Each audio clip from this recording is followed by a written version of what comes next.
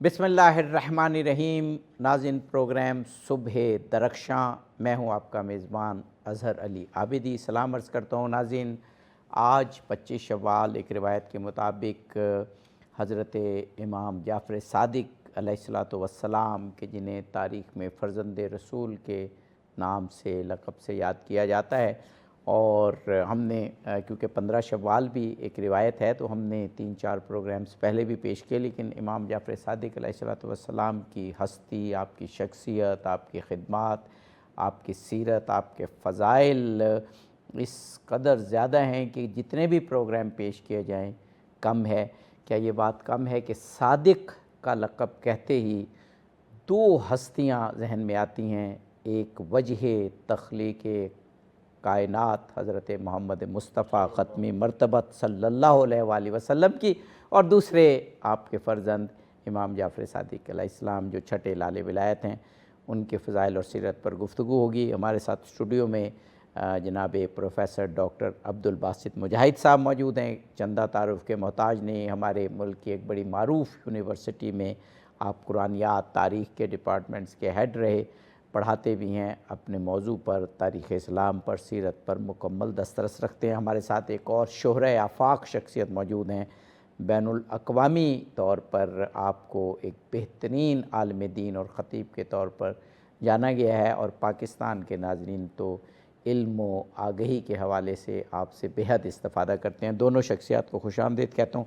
Professor doctor Abdul Basit مجاہد صاحب، حضرت امام جعفر صادق علیہ الصلوۃ والسلام نام آتے ہی جس طرح ہماری جبینیں ادب سے جھک جاتی ہیں، شاید ہی کوئی اور پرسنالٹی رسول اللہ کے بعد ہوں، مولا کائنات کے بعد ہوں، جنہیں باب مدینہ علم کہا گیا۔ پھر امام جعفر صادق کا علم کا ڈنکا جیسے 4 دانگے عالم بجا، کوئی اور شخصیت نہیں تھی ایسی۔ بسم اللہ الرحمن الرحیم، اللہم صلی علی محمد و آل محمد۔ یہ بہت ہی اعزاز کی بات ہے کہ آج ہم جن شخصیت کا ذکر کر رہے ہیں ان کے بارے میں یہ سب سے اہم ہے کہ نبی کریم صلی اللہ علیہ وسلم کی اولاد میں اور حضرت علی کرم اللہ وجہ کے گویا پڑپوتے اور جیسے گریٹ گرینڈ سن کہا جاتا ہے، اور لیکن آپ کو لوگ فرزند رسول صلی اللہ علیہ وآلہ وسلم کے نام سے یہ بڑی بات ہے۔ یہ میں ہمیشہ جب پروگرام ہوتا ہوں تو کہتا ہوں کہ جس طریقے سے کتابوں میں تذکروں میں فوراً آپ کو فرزند رسول کہتے ہیں، کمال ہے، حالانکہ 6 نسلوں کا میں عرض کر رہا ہوں۔ اور دوسری بات یہ ہے کہ آپ پر اللہ تعالیٰ نے یہ جو فضل اور کرم کیا، اور جیسے یہ ہمیں روایت ملتی ہے کہ حضرت امام باقر نے یہ بات خود فرمائی کہ یہ صادق ہیں، اور پھر یہ کہا کہ یہ اب تمہاری جو قیادت اور سیادت ہے وہ ان کے پاس آنی، اور پھر اللہ کریم نے جتنا طویل موقع انہیں عطا کیا ان ذمہ داریوں کے ساتھ، اور پھر جو جیسے آپ کے والد گرامی کو اللہ کریم نے جو علوم پر دسترس دی تھی، اور آپ نے جن کاموں کا آغاز کیا تھا، چونکہ حالات، واقعات اور اس وقت کے جو سوشو پولیٹیکل پریشرز تھے، ان سب میں جس حکمت کے ساتھ حضرت امام جعفر صادق نے جو اپنا کام تھا، جو نبی کریم صلی اللہ علیہ وآلہ وسلم کا مشن تھا، اس کو جس خوبصورتی کے ساتھ نبھایا، یہی وجہ ہے کہ آپ نے جیسے کہا کہ یہ ان شخصیات میں سے ہیں کہ جن کا تذکرہ آتا ہے تو انسان کی کیفیات بدلتی ہیں۔ بے شک بے شک۔ جناب مولانا آغا امین شہیدی صاحب قبلہ، پروفیسر ڈاکٹر عبدالباسط مجاہد صاحب نے بہت صحیح ایک پس منظر بیان کیا کہ حضرت امام باقر علیہ السلام، جن کا نام محمد تھا اور باقر مشہور اس لیے ہوئے کہ علم کو شگافتہ کرنے والے، جو باقر کا مطلب ہے، تو علم شگافتہ ہوا ایک پودے کی صورت میں، اور پھر تناور درخت بنا، اور اس کے ثمرات حضرت امام جعفر صادق علیہ السلام کے وقت میں اس طرح دنیا میں پھیلے، جیسے ابھی عرض کیا کہ دنیا میں کوئی اور ایک شخصیت اور ایک وقت ایسا نہیں تھا جہاں سے اتنے مختلف علوم پوری دنیا میں پھیلے، اور عالم اسلام میں ایک ایسا ذوق پیدا ہوا کہ عالم اسلام پوری دنیا پر علمی حوالے سے بھی چھا گیا۔ بسم اللہ الرحمن الرحیم. سب سے پہلے تو ہمیں اہل البیت علیہ السلام کے ان افراد اور ائمہ کے مقام اور مرتبے کی شناخت حاصل کرنی چاہیے کہ آیا یہ امت کے وہ عام علماء ہیں جنہوں نے کہیں سے سیکھ کر علم ہم تک پہنچایا ہے، یا پھر وہ منتخب ہستیاں ہیں جن کا علم نبی کریم کی طرف سے ہے اور جنہوں نے دنیا میں کسی کے سامنے زانوی تلمذ طے نہیں کیا، کسی سے سیکھا نہیں، بلکہ اس علم لدنی کے ذریعے سے جو اللہ نے رسول کو، رسول سے علی کو، علی سے اولاد علی کو منتقل ہوا، اس کے ذریعے سے انہوں نے انسانی معاشرے کو نور، ہدایت اور روشنی عطا کی. بے شک بے شک. جب آپ کو سمجھ جائے تو پھر ہمیں یہ بات سمجھ آ جائے گی کہ امام صادق علیہ السلام کون ہے. امام باقر علیہ السلام کو اگر باقر اس لیے کہا جاتا ہے کہ انہوں نے علم کو شکافتہ کیا، تو شکافتہ کرنے کا مطلب کیا ہے؟ علمی اسرار و رموز کو کھول کھول کر لوگوں کے سامنے بیان کیا. اس سے پہلے امام زین العابدین علیہ السلام کو اس طرح کا موقع نہیں ملا کہ لوگوں کے ساتھ انٹریکشن کے ذریعے سے لوگوں تک علم اور معارف پہنچا سکیں، اس لیے کہ کربلا کے واقعے کے بعد ان کی جو ان پر پابندیاں تھیں وہ انتہائی سخت تھیں. اب اگر ہم اس حوالے سے امام باقر علیہ السلام کے نام کو دیکھیں اور اس کے بعد امام صادق کو، تو ہمیں پیچھے جا کر خود علی کو دیکھنا پڑے گا، امیر المومنین کو، کہ امیر المومنین علی ابن ابی طالب علیہ السلام کا ایک جملہ کتابوں میں ہے، احادیث کی کتابوں میں، فرمایا کہ اللہ تبارک و تعالیٰ کے رسول نے مجھے جب بھی علم کا ایک راز اور ایک باب عطا فرمایا تو میں نے اس باب میں سے 1000 ابواب خود کھولے. یہ جو خود کھولنا ہے یہ وہی باقر ہونا ہے. اس کا مذہب امام باقر ہے. واہ واہ واہ واہ. علی علیہ السلام کرتے تھے، جو امام حسن کرتے تھے، جو امام حسین کرتے تھے، جو امام زین العابدین کر سکتے تھے اور بعض مواقع پر ان کو موقع ملا تو انہوں نے کیا، وہی کام امام باقر نے کیا. لیکن امام باقر کو ایک کھلا موقع ملا جس میں انہوں نے اپنے علم کے وہ جوہر دکھائے جس کو دیکھ کر لوگ یہ سمجھے کہ ہاں یہ واقعی علم خداوندی ہے اور علم لدنی ہے. کسی شاگرد سے سیکھ کر انہوں نے یہ کام نہیں کیا، کسی استاد سے سیکھ کر یہ کام نہیں کیا. اب ان کے بیٹے ہیں حضرت امام صادق علیہ السلام. امام صادق علیہ السلام اگر نسلی اعتبار سے دیکھا جائے تو حضرت ابو بکر کے نواسے بنتے ہیں. کیوں؟ اس لیے حضرت ابو بکر کے بیٹے کا نام محمد ابن ابی بکر ہے. محمد ابن ابی بکر کو امیر المؤمنین نے پالا.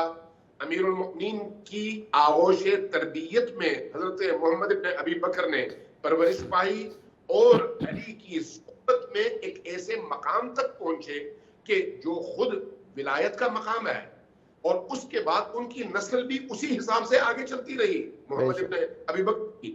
تو حضرت ام فروا حضرت محمد ابن ابی بکر کی بیٹی ہے، اور اس حساب سے اگر دیکھا جائے تو حضرت امام صادق علیہ السلام کا ایک پہلو ادھر سے اور ایک پہلو ادھر سے، یہ اس طرح سے امام صادق علیہ السلام اس عالم میں تشریف لاتے ہیں.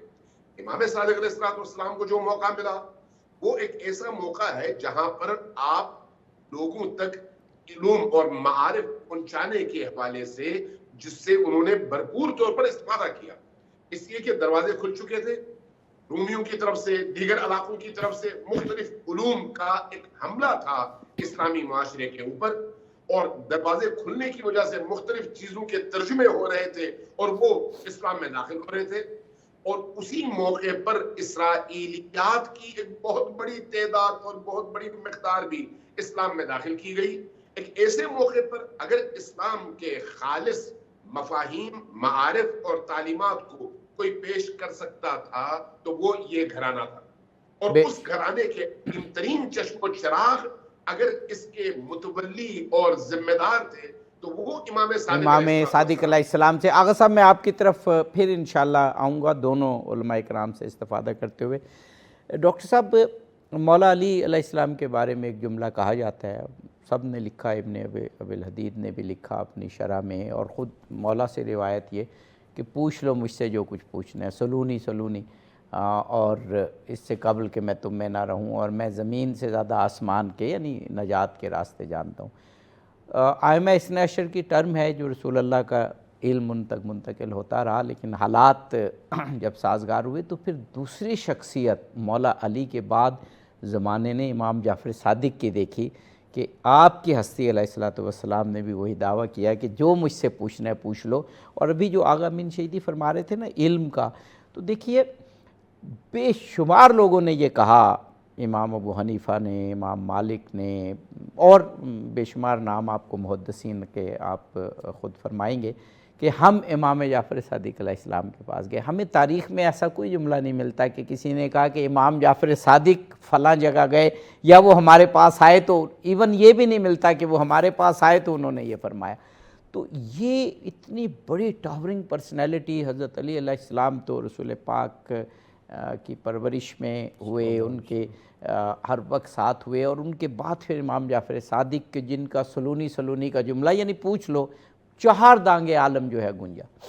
جی دراصل یہ ہے کہ جیسے ابتدا میں بھی ہم نے بات کی کہ نبی اکرم صلی اللہ علیہ وآلہ وسلم نے خود بارہا یہ بات ارشاد فرمائی، اور بالخصوص حجۃ الوداع کے موقع پر آپ نے کہا کہ سیکھ لو، مجھ سے سمجھ لو، احکام حج کے حوالے سے کہا، اور پھر آپ کا وہ جو خطبہ ہے، اور پھر آپ نے جو بات فرما دی تھی خطبہ حجۃ الوداع میں، آپ نے فرمایا کہ جو بات مجھ سے سنتے ہو وہ ان لوگوں تک پہنچاؤ جو یہاں پر موجود نہیں ہیں۔ تو پھر آپ صلی اللہ علیہ وآلہ وسلم کے اولاد ہو، آپ کے اصحاب ہوں، آپ کی ازواج ہوں، سب نے اس فریضے کو سر انجام دیا، کوئی شک نہیں۔ اور اسی کی ایک کنٹینیوٹی ہے کہ جس کی طرف آپ نے اشارہ کیا کہ حضرت امام صادق نے پھر یہ اللہ نے انہیں موقع عطا کیا، جس پر ہم بات کرتے چلے آ رہے ہیں کہ آپ کی اس میں جو حکمت ہے، اور وہ جس کے بارے میں قرآن کہتا ہے نا کہ ادعو الی سبیل ربک بالحکمہ والموعظۃ الحسنہ وجادلہم باللتی ہی احسن، تو اس کا ایک اظہار نظر آ رہا ہے۔ ایک ہم جب آپ کی سیرت کو، آپ کے رویے کو، آپ کے کردار کو دیکھتے ہیں تو اس میں نظر آتا ہے کہ آپ بلا ضرورت چیزوں کے ساتھ انٹینگل نہیں ہوئے ہیں۔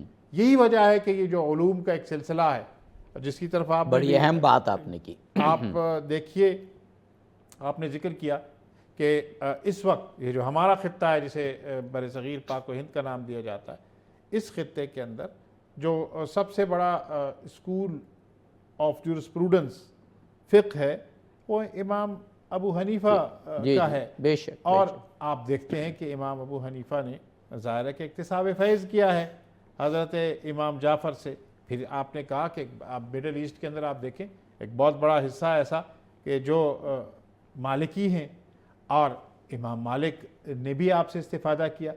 یہ تو ہمیں بات ذرا آسانی سے ہمارے جو ناظرین ہیں اس کو انڈرسٹینڈ کر سکتے ہیں، لیکن یہ جو پہلو ہے جو جسے سائنٹیفک علم آج کے نام سے یاد کیا جاتا ہے، اور پھر جیسے آپ نے جابر بن حیان کا ذکر کیا، تو یہ اب کیا ہے کہ آپ نے وہ ایک اہم بات کو سمجھنا ہے کہ آپ سے استفادہ کرنے کے لیے سبھی لوگ امڑے چلے آ رہے ہیں نا، اور وہ ہزاروں میں ان کی تعداد ایک وقت میں موجود ہوتی ہے۔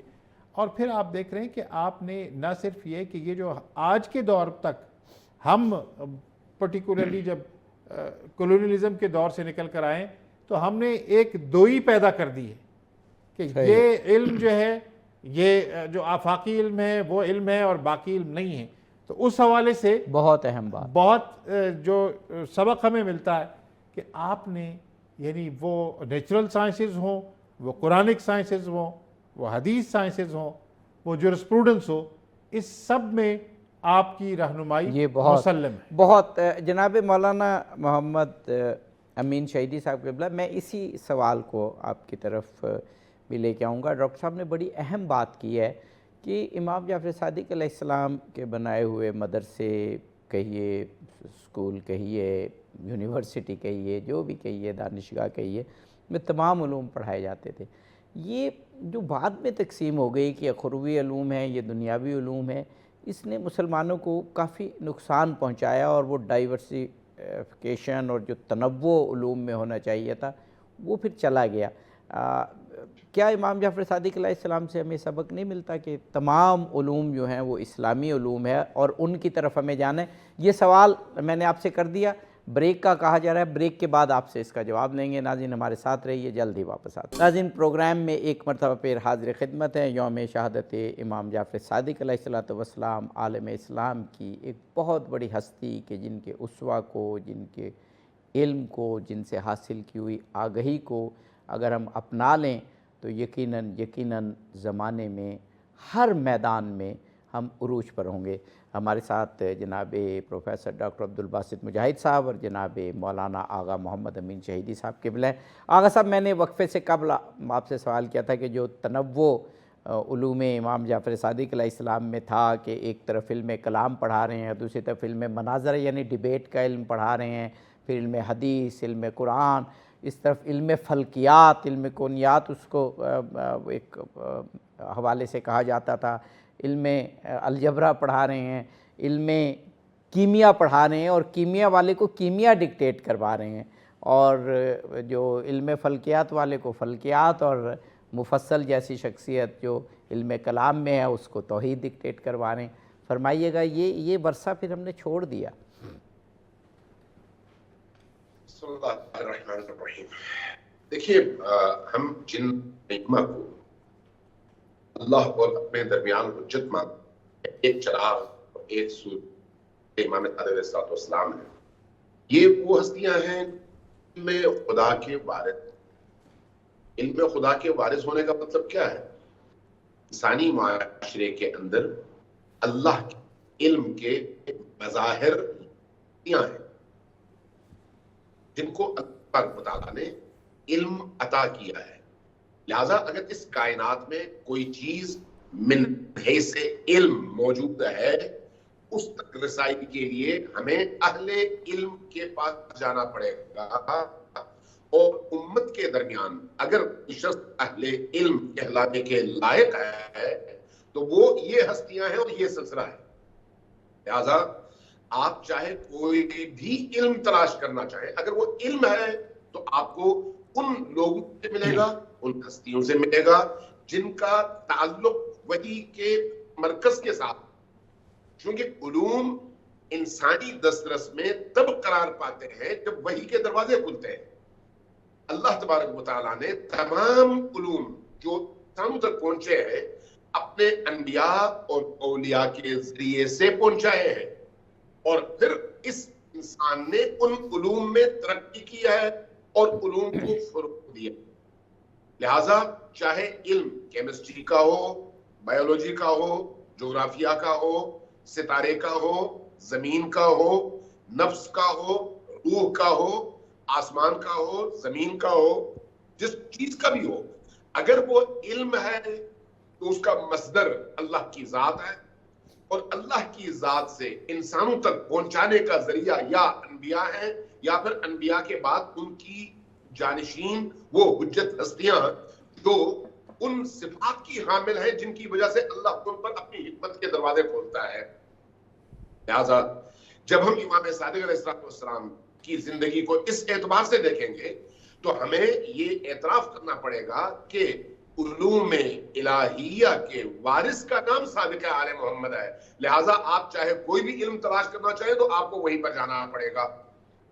یہاں پر پھر آپ نے جو سوال کیا اس سوال کو سامنے رکھتے ہوئے میں ایک بات عرض کروں کہ یہ یاد رکھا کہ علوم جتنے پھیلتے چلے جاتے ہیں اتنا ہی پھر انسان کے لیے مشکل ہو جاتا ہے کہ ایک انسان ان تمام علوم پر دسترس۔ اس لیے علوم کے پھیلنے کی وجہ سے اور انسانی زندگی کے مختصر ہونے کی وجہ سے ہم مجبور ہیں کہ علوم میں سے اپنے ذوق، شوق اور ضرورت کے مطابق انتخاب کر کے کچھ علوم ہم پڑھیں، لیکن تمام علوم پر پھر بھی دسترس حاصل نہیں کر سکتے، الا یہ کہ وہ شخص یا وہ شخصیت وہ ہو جس کا تعلق وحی کے گھر سے ہو، جیسے امام صادق علیہ السلام ہے کہ ان کے پاس پھر وہ تمام علوم اور تمام مصادر موجود ہیں۔ لہذا اس اعتبار سے امام صادق علیہ السلام علوم کی ماں بھی ہے، مصدر بھی ہے، اور ان علوم کے فروغ کا ذریعہ بھی ہے۔ یہی وجہ ہے کہ جب اللہ تبارک و تعالیٰ نے ان کو موقع عطا فرمایا تو جن جن علوم کی اس زمانے میں معاشرے کو ضرورت تھی ان تمام علوم کے فروغ میں امام صادق علیہ السلام نے ساتھیوں کی تربیت کی، شاگردوں کی تربیت کی، اور ان تربیت شدہ شاگردوں کے ذریعے سے ان علوم کو اس معاشرے کے اندر پھیلایا۔ جی بے شک بے شک۔ جناب پروفیسر ڈاکٹر عبدالباسط مجاہد صاحب، یہ بات ہے تو ذرا دانش مندی سے کرنے کی، لیکن بہرحال یہ موجودہ دور کا ایک سوال ہے، اور آپ کی شخصیت اس کا جواب دینے کے لیے میرا خیال ہے بہت بفٹنگ ہے، کیونکہ آپ نے دینی مدرسے سے بھی تعلیم حاصل کی جہاں تک میری اطلاع ہے، اور یونیورسٹی میں بھی پڑھے، آپ نے پی ایچ ڈی کیا، اور اب آپ ملک کی معروف، بلکہ میں تو کہوں گا سب سے بڑی یونیورسٹی میں پڑھا رہے ہیں، 2 شعبوں کے آپ ہیڈ بھی رہے۔ ایسے ادارے جس میں تمام علوم کی جو ہے تعلیم دی جائے، یا معاشرے میں وہ سوچ پیدا کرنا کہ کوئی علم اس لحاظ سے اسلامی یا غیر اسلامی نہیں ہے کہ ہم حاصل نہ کریں، یا ضرور حاصل کریں تو بس چند علوم ہی، یہ بات کب تک ہمارے معاشرے میں جاگزیں ہوگی اور ایسے ادارے بنیں گے کہ جو کمپریہنسو ہوں گے اور ہمارا معاشرہ، مسلم معاشرہ صحیح معنی میں ترقی کرے گا؟ دیکھیے، سب سے اہم بات تو یہ ہے کہ جو نبی اکرم صلی اللہ علیہ وآلہ وسلم کی پریڈکشنز موجود ہیں، اور ان پریڈکشنز کے مطابق یہ ہے کہ اسلام نے ایک دفعہ پھر عروج حاصل کرنا ہے، اور میں سمجھتا ہوں کہ جو آپ نے قرب قیامت اور مسلمانوں کی دوبارہ کامیابی، وہ ملحمۃ الکبریٰ یا ملحمۃ العظمیٰ جسے کہا جاتا ہے، وہ ہونا ہے، تو اس چیز نے تو ہونا ہے، مسلمانوں کو عروج جو ملنا ہے تو وہ پھر کسی یک رخی سے تو نہیں ملے گا، وہ تو ہمہ رخی سے ملے گا۔ بہت خوب۔ اور یہ بات بہت اہم ہے کہ اب اس کا احساس ہر جگہ پر، یعنی مسلم ممالک کی بات کر لیں آپ، عالم انسانیت کی بات کریں، اس پر لوگوں کی توجہ اب مرتکز ہونا شروع ایک دفعہ سے پھر شدت سے ہو رہی ہے۔ آپ دیکھیے بہت سارے اب ایسے ادارے ہیں جس کی مثال جامعات ہیں، جامعات کے اندر سارے علوم پڑھائے جاتے ہیں اور ان کا اہتمام کیا جاتا ہے۔ اسی طرح سے اب یہ لوگوں کے اندر احساس جاگزیں کرنے کی ضرورت ہے، اور جو جیسا کہ جب پاکستان بن رہا تھا اس وقت مسٹر اور مولوی یا ملا کی جو تقسیم تھی وہ باقاعدہ کی گئی، اور اس کے اثرات پھر ہم نے اب پون صدی سے زیادہ ہو گیا۔ یہاں پر جو انگریز آئے نا انہوں نے میں اسی کی بات کالونائزرز کی بات کر رہا ہوں کہ وہ جو دوئی بنائی گئی اس میں ہم نے پھر پون صدی گزار دی ہے نا۔ بالکل صحیح۔ اور ان کے جانے کے بعد کی پون صدی کی بات میں اس سے اب نکلنے کی ضرورت ہے۔ اور میں اس حوالے سے جو آپ نے سوال کیا اس کے حوالے سے میں آپ کو عرض کروں کہ انگریز کے زمانے مختلف تجربات ہوئے، بعض لوگوں نے یہ چاہا کہ وہ علی گڑھ کے طرز پر قائم ہوں، بعض نے کہا کہ وہ دیوبند اسکول بن گیا تھا، لیکن دیکھیں سب سے اہم بات جو زیادہ کام جو ہوا ہے جو اسلام پر اور اس تاریخ پر جس کے حوالے سے میں اور آپ اس وقت بات کر رہے ہیں، وہ پھر ندوۃ العلماء میں ہوا نا۔ یعنی وہ کیا تھا، وہ اس کے کانسیپٹ کو دیکھنے کی ضرورت ہے کہ دین اور دنیا دونوں کو ایملگمیٹ کیا جائے، اور پھر پاکستان بننے کے بعد اگر اس راستے پر کوئی جامعہ اور کوئی ادارہ ہے تو وہ انٹرنیشنل اسلامک یونیورسٹی کا تجربہ کیا گیا۔ میں یہ مثالیں میں نے اس لیے دی کہ اس کی ضرورت کو محسوس کیا جا رہا ہے۔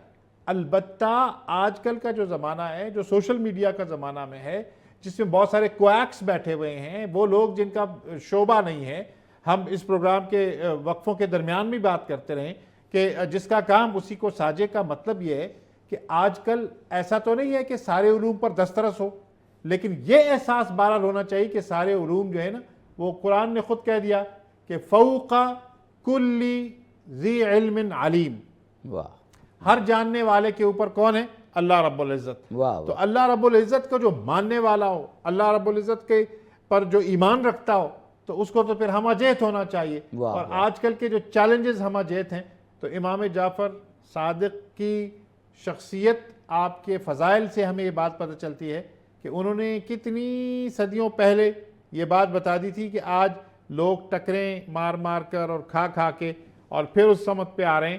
اگر ہم براہ راست استفادہ کر لیتے جو نبی کریم صلی اللہ علیہ وسلم کا علم تھا، تو یہ ساری صدیاں جو ہیں یہ بھی مسلمانوں کی صدیاں۔ بے شک بے شک۔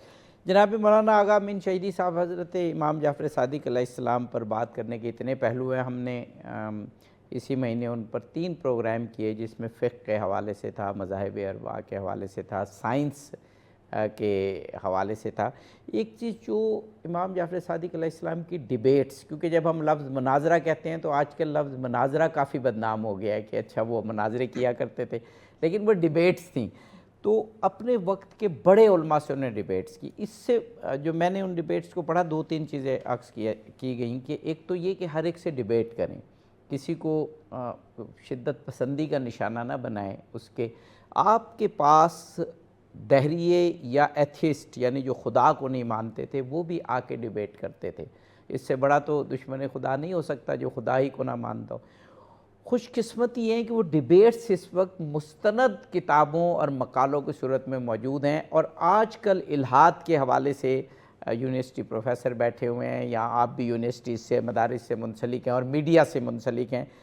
بہت بڑا چیلنج ہے عالم اسلام کو الہاد کے حوالے سے۔ آپ کیا سمجھتے ہیں، توحید مفضل ہو، آپ کے دیگر ڈیبیٹس ہوں، ان کو کچھ تھوڑا ری آرگنائز کر کے اور ان پر کچھ پروگرامز بنانے چاہیے، یا کچھ نئے سرے سے اس کی ترتیب کرنی چاہیے؟ کیونکہ اس وقت یہ ایک بہت بڑا چیلنج ہے، مسلمانوں کو متحد ہو کے اس کا مقابلہ کرنا چاہیے۔ اس میں کوئی شک نہیں۔ یہ ایک چیز، الہاد ہر توحید کے معاملے میں اٹھا رہا ہے۔ جو آج چونکہ میڈیا کا دور ہے، اس لیے ہر بندے تک اس طرح کے پیغامات کی پہنچ آسان ہو گئی ہے، تو ہم بعض اوقات پریشان بھی ہوتے ہیں اس بات پر۔ اگر ساری دنیا ملحد ہو جائے تو اللہ کا کچھ نہیں بگڑتا۔ ہمارا فریضہ یہ ہے کہ توحید کی آواز، توحید کی دعوت اور توحید کے درجے منطقی انداز میں، قرآن کی روش کے مطابق، رسول اللہ صلی اللہ علیہ وآلہ وسلم کی روش کے مطابق، اور ان اولیاء اللہ اور عظیم ترین ہستیوں کی سیرت کے مطابق لوگوں کے سامنے رکھیں۔ پریشان ہو کیوں؟ اس لیے کہ الہاد ہو یا کوئی اور گمراہ کن عقیدہ اور تھیوری، اس کی مثال خود قرآن کریم کی آیات کی روشنی میں پانی کے اوپر پیدا ہونے والی جھاگ کی سی ہے۔ بے شک بے شک۔ پانی حقیقت ہے، جھاگ فرضیات۔ فرضیات کی عمر بہت محدود ہوتی ہے، بہت محدود، ختم ہو جاتی ہے۔ حقیقت باقی ہوتی ہے۔ اگر آپ نبی کریم کے دور کے اور اس دور کے بعد کے ان جھوٹے نبیوں کی دعوتوں کو دیکھیں تو وہ ساری دعوتیں ختم ہو گئی، وہ ختم ہو گئی، لیکن نبی کی دعوت بھی باقی ہے اور تعلیم بھی باقی ہے۔ ائمہ تو بیوقوف بناتے رہے، گمراہ کرتے رہے، لیکن جب دلیل آ گئے اور جنہوں نے گمراہ ہونا تو گمراہ ہوئے اور ختم ہو گئے۔ آج ان کا تذکرہ صرف کتابوں میں ملتا ہے، معاشرے میں نہیں ہے۔ ہاں، آج کے لوگ یا اپنی کم علمی کی وجہ سے یا پھر ایجنڈے کے تحت اس طرح کے موضوعات کو اٹھاتے ہیں اور جوانوں کو گمراہ کرنے کی کوشش کرتے ہیں۔ لہٰذا پہلی بات جو میں عرض کرنا چاہوں گا وہ یہ ہے کہ اس طرح کی چیزوں سے گھبرانا نہیں چاہیے۔ دوسری بات جو میں عرض کرنا چاہوں گا اور میں سمجھتا ہوں یہ بہت ضروری ہے، وہ یہ ہے کہ الہاد توحید کے مقابلے میں ہے اور توحید تمام مسلمانوں کا مشترکہ سرمایہ ہے۔ اس اعتبار سے باہمی چکلش پر جتنی توانائی مولوی حضرات صرف کرتے ہیں، ان توانائیوں کو اگر جمع کر کے اللہ اور رسول کے مخالفین کے مقابلے میں اس کو صرف کیا جائے تو اسلام کو بہت ترقی ملے گی اور مسلمان ان شرور اور آفات سے محفوظ رہیں گے اور متحد بھی ہو جائیں گے۔ یہ ایک عاقلانہ بات ہے جس کی طرف ہمارے علماء کرام اور مولوی حضرات کو توجہ دینے کی ضرورت ہے۔ اور تیسری چیز جو اہم ہے اس حوالے سے وہ کیا ہے کہ دوسروں کو ہمیشہ ڈنڈے کے زور پر قائل نہیں کیا جا سکتا۔ آپ اگر ڈنڈے کے زور پہ کسی کو قائل کریں گے تو جیسے ہی ڈنڈے کا پریشر ہٹے گا وہ فوراً منحرف ہوگا اور واپس اپنے گھر چلا جائے گا۔ آپ کو دلیل کے ساتھ لوگوں کے سامنے پیغام خداوندی کو رکھنا چاہیے، اور دلیل کے ساتھ رکھنے کے لیے اس طرح کا پرامن ماحول چاہیے، جلاؤ گھیراؤ والا ماحول نہیں، سر کاٹنے والا ماحول نہیں، دہشت گردی والا ماحول نہیں، طاقت کے غلط استعمال والا ماحول نہیں، لوگوں کی زبانوں کو روکنے کے لیے جبر کا استعمال اس طرح کا ماحول نہیں، بلکہ بولنے کی اجازت دیں، جو کچھ چاہے وہ بولے، آپ کے پاس اس سے بڑی سالڈ اور مضبوط قرآنی اور حدیث کے مطابق دلیل ہونی چاہیے، تاکہ جو بھی دلیل آپ کے سامنے آئے اس کو آپ دلیل کے ذریعے سے رد کر سکیں اور سننے والا خود بخود آپ کی دلیل کا اسیر ہو جائے۔ جبر کے ذریعے سے، اژدہام کے ذریعے سے، ظاہروں کے ذریعے سے، لوگوں کو جمع کر کے مسجدوں میں نعرے لگانے کے ذریعے سے نہ کسی کا رستہ روکا جا سکتا ہے اور نہ ہی فتوحات حاصل کی جا سکتی ہیں۔ یہ نہ عقل کے مطابق ہے نہ شریعت کے مطابق۔ تو اس لیے ہماری مسجدوں کی ذمہ داری، ہمارے محرابوں کی ذمہ داری، ہمارے رائٹرز اور قلم کاروں کی ذمہ داری یہ بنتی ہے کہ اپنے معاشرے کے مسلمانوں اور خصوصی طور پر نوجوانوں کی عقلوں کو اجاگر کریں، ان عقلوں میں شعور پیدا کریں، ان کو سوچنے سمجھنے کا موقع دیں، ان کی عقلوں کے دروازے کھولیں، ان کو دعوت دیں، وہ سوال کریں، اور آپ میں اتنا ظرف اور اتنا علم ہونا چاہیے کہ جو سوال آپ کے پاس آئے آپ اس کا تسلی بخش جواب دے کر ایک شخص کو قلبی اور ذہنی طور پر مطمئن کر سکیں۔ یہ ہمارے اہل علم، ہمارے دانشور، ہمارے لکھائی، ہمارے محققین کی سب سے بڑی ذمہ داری بنتی ہے۔ آغا صاحب ہمیں ایک بریک لینا ہے، اور بہت خوبصورت اور بڑا جامع آپ نے جواب دیا کہ کس طرح آج کا دور بلکہ ہمیشہ دلیل کا دور رہا ہے، اور دلیل سے بات کرنی چاہیے، طاقت سے نہیں۔ ناظرین واپس آتے ہیں اور امام جعفر صادق علیہ السلام کی عظیم ہستی پر گفتگو جاری رہتی ہے۔ ناظرین پروگرام میں ایک مرتبہ پھر حاضر خدمت ہیں امام جعفر صادق علیہ السلام کی ہستی سے متعلق پروگرام، ان کے یوم شہادت کے موقع پر، اور کیا خوبصورت علمی گفتگو ہو رہی ہے۔ پروفیسر ڈاکٹر عبدالباسط مجاہد صاحب، آپ تو یونیورسٹی بلکہ پاکستان کی سب سے بڑی یونیورسٹی سے وابستہ ہیں، آپ کیا سمجھتے ہیں کہ ہمارے ملک کی یونیورسٹی ہے، چلے ابھی ہم بین الاقوامی یا اور جو مسلمان ممالک ہیں ان کی بات نہیں کرتے، ہماری یونیورسٹیز میں تو امام جعفر صادق علیہ السلام سے متعلق چیئر ہونی چاہیے نا ہر یونیورسٹی میں، جو کم از کم ان کے جو علوم ہے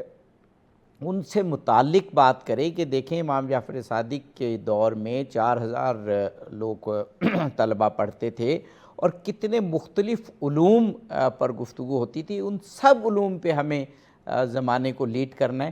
تو یہ میں نے ابھی تک نہیں سنا کہ امام جعفر صادق علیہ السلام سے متعلق کوئی چیئر ہماری یونیورسٹیز میں ہو، فرمائیے گا۔ جی دیکھیے، جب ہم اپنی اصل سے رابطہ جو ہے نا اس کو دوبارہ بحال نہیں کریں گے تو یہ جو اس وقت کی عالمی صورتحال ہے، اور اس عالمی صورتحال میں وہ انوینشن کے معاملات ہوں، وہ معاشی معاملات ہوں، وہ سماجی سپریارٹی کے معاملات ہوں، ان سب کے لیے یہ بہت ضروری ہے کہ ہم پلٹ کر اپنے وہ جو گولڈن زمانہ ہے اس کی طرف پلٹ کر جائیں، اور تبھی ہم یہ سب کچھ کر سکتے ہیں۔ آپ کی بات بجا ہے کہ یہ جائزہ لینے کی ضرورت ہے کہ ہمارے جو نصاب ہیں ان نصاب کے اندر، کریکولا کے اندر کیا ہمارے اسلاف کے اذکار موجود ہیں یا نہیں۔ یہ تو آپ اس سے آگے کی بات کر رہے ہیں کہ اسپیشلائزڈ جو کام ہو تحقیق کا، چیئرز کا جو تصور ہے، جو سینٹر آف ایکسیلنس کا ذکر ہے،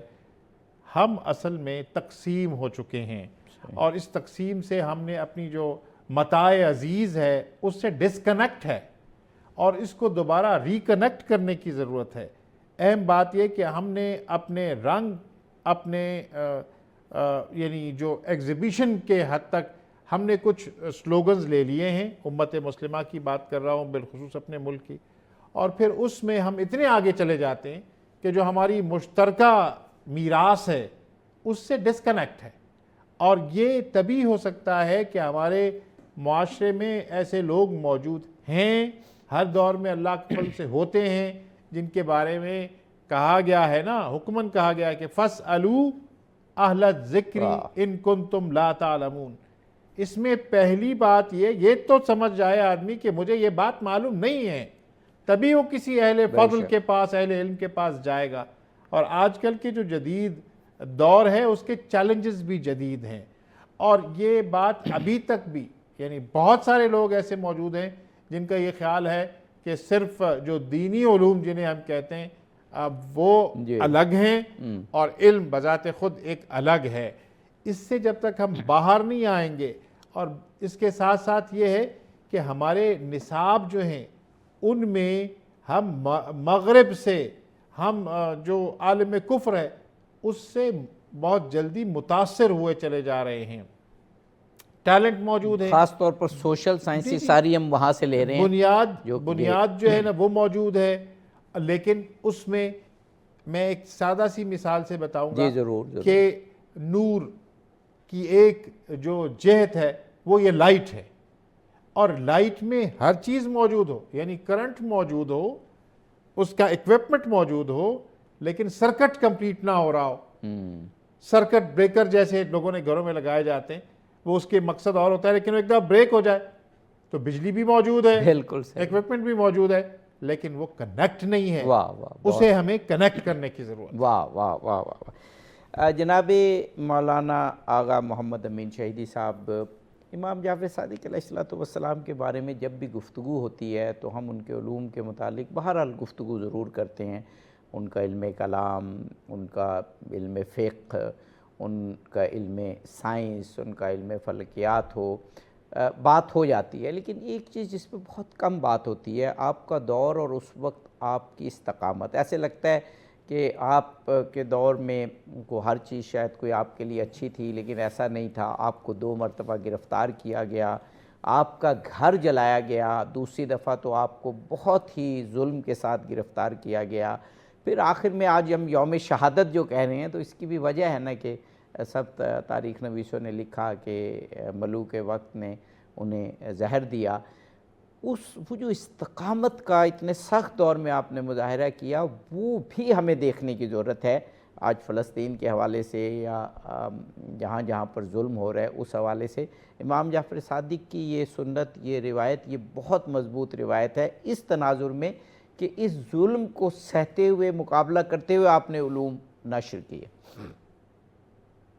آپ صاحب اس حوالے سے مجھے اجازت دیں, میں تھوڑا سا آپ کا ٹائم لوں گا, لیکن ہم باتیں اسی ٹاپک کے میں رکھیں.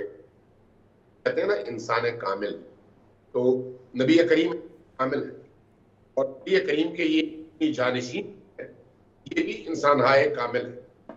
انسان کامل کا مطلب یہ ہوتا ہے کہ انسانی صفات کے کمال کے لحاظ سے یہ اس مقام پر ہے کہ اس سے اوپر پھر وہ صفت ہو. لہٰذا اگر شجاعت دیکھیں, ان میں اپنے کمال میں وہ شجاعت نظر آئے گی. سخاوت دیکھیں تو سخاوت کے کمال پر یہ ہستیاں فائز نظر آئیں گی. اگر عطا دیکھیں تو اس کے کمال پہ یہ ہستیاں نظر آئیں گی.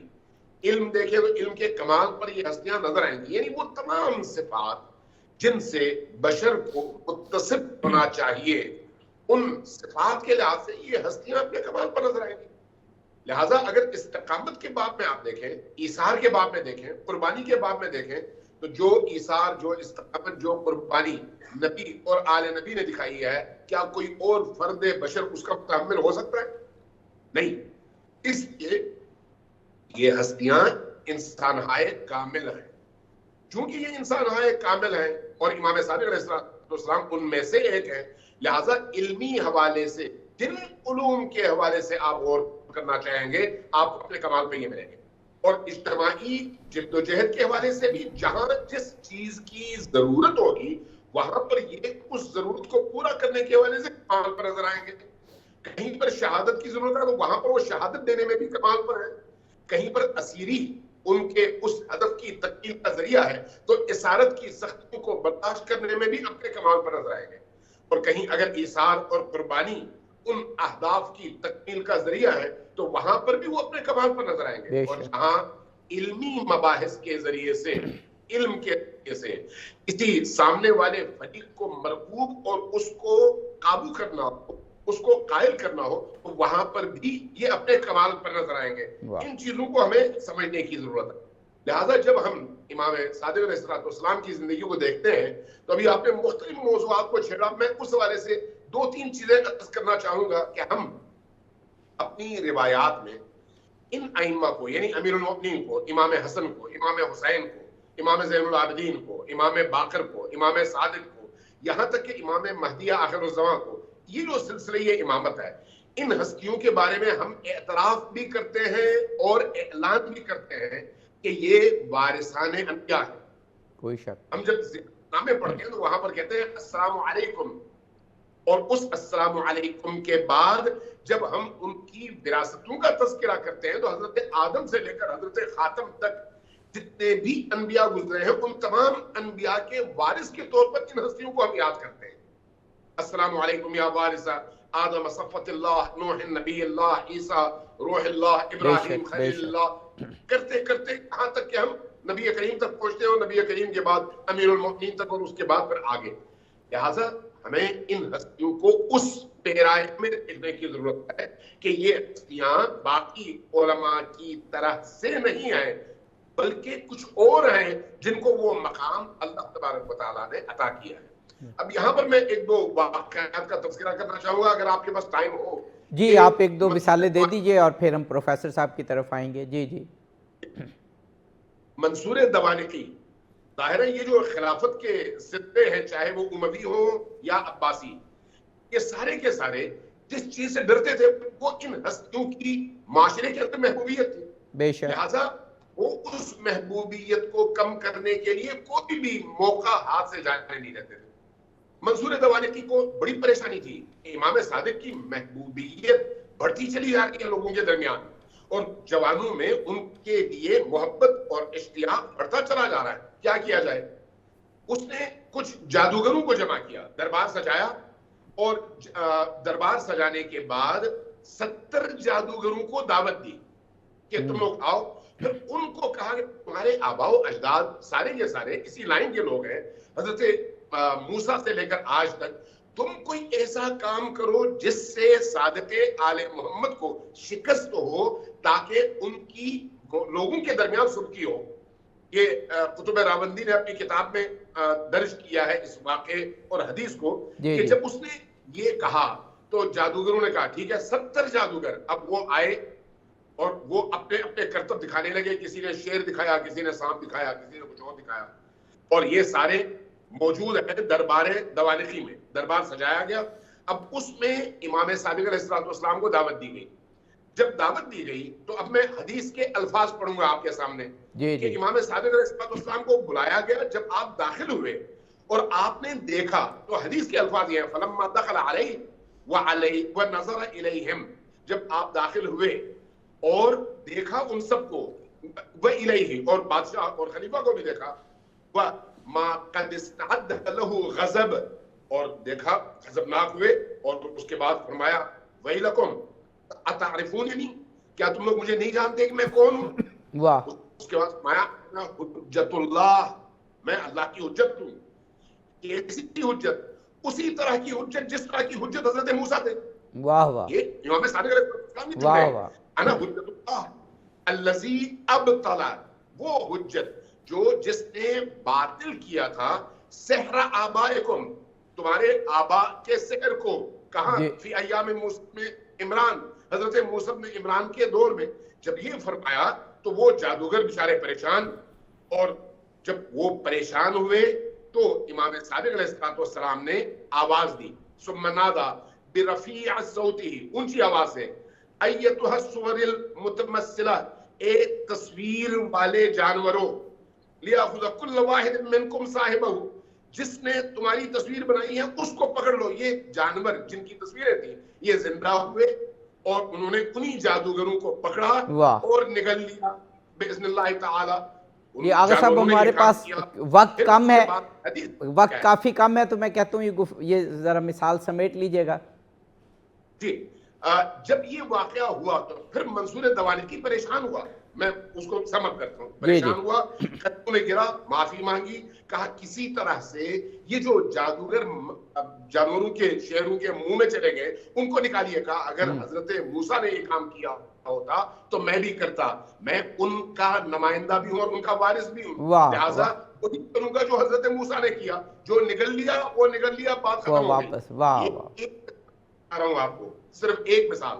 اس کی متعدد مثالیں تاریخ میں, حدیث کی کتب میں امام صادق علیہ السلام کے حوالے سے موجود ہیں کہ اس دور میں امام علیہ السلام نے اپنی حجیت کے اس بات کے لیے اور وارثان انبیاء میں سے ہونے کو ثابت کرنے کے لیے بے شک یہ جسے پتہ ہے جی کا تعلق جی کے گھرانے سے ہے. جی آغا صاحب، کیونکہ ہمارا وقت تقریباً ختم ہو گیا، کیا خوبصورت اور جامع آپ نے گفتگو فرمائی، اور آخر میں جو آپ نے مثال دی کہ امام جعفر صادق ظاہر ہے وہ اپنے وقت کے روحانی جانشین تھے رسول پاک کے. ڈاکٹر صاحب ہمارے پاس کچھ وقت ہے.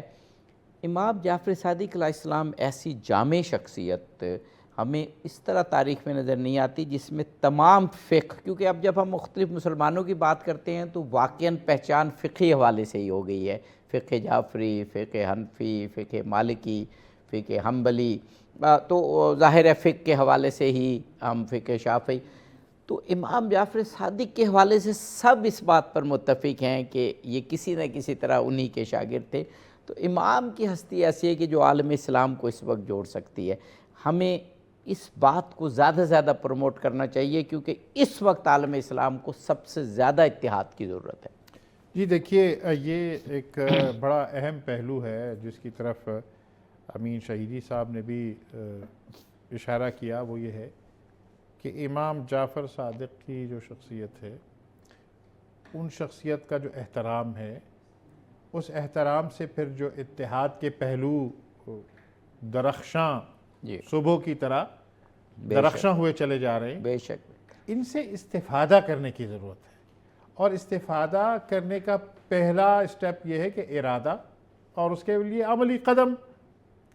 میں نے پہلے بھی بار بار کہا کہ یہ وہ ہستیاں ہیں جن کے بارے میں ہمیں ابتدا سے ہی اسکول کی سطح پر ہی آگاہی ہونی بے چاہیے، شک بے شک بے اور شک. پھر کالجز اور پھر یونیورسٹیز، اور پھر آج کل جو آپ خود اہل علم میں سے ہیں تو میں آپ کو یہ بات عرض کر رہا ہوں کہ آج کل زیادہ ٹرینڈ سنجیدہ لوگوں کا ایم فل اور پی ایچ ڈی کی طرف ہے ہر علم میں. اور تو اس میں ایک موقع ایسا آتا ہے، یعنی ہمارے ہاں ہر یونیورسٹی میں علوم اسلامیہ کا بھی، سماجیات کا، سوشل سائنسز کا بھی جو پوری فیکلٹی موجود ہوتی ہے.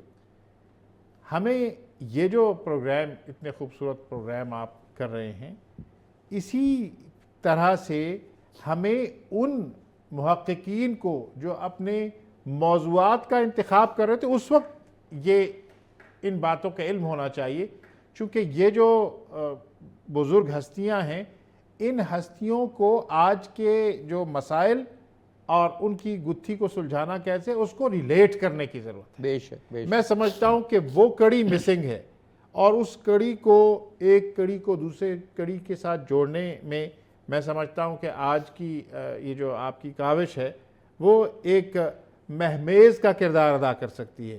لیکن جو ناظرین اس وقت اس بات کو سن رہے ہیں، ان میں سے بہت سارے ایسے بھی ہوں گے جو اصحاب حل و عقد کے ساتھ ساتھ جن کے پاس اختیار بھی ہے، تو میں سمجھتا ہوں کہ یہ اپنے آپ کو ہمیں جو ریکنیکٹ کرنا ہے اس کا موقع ہر وقت موجود ہے. اور ہم اگر ہمارے پاس مسائل کا حل موجود ہے اور ہم اس کی طرف نہیں دیکھ رہے تو اس پر تو ایک بہت بڑا سوالیہ نشان. جی بے شک.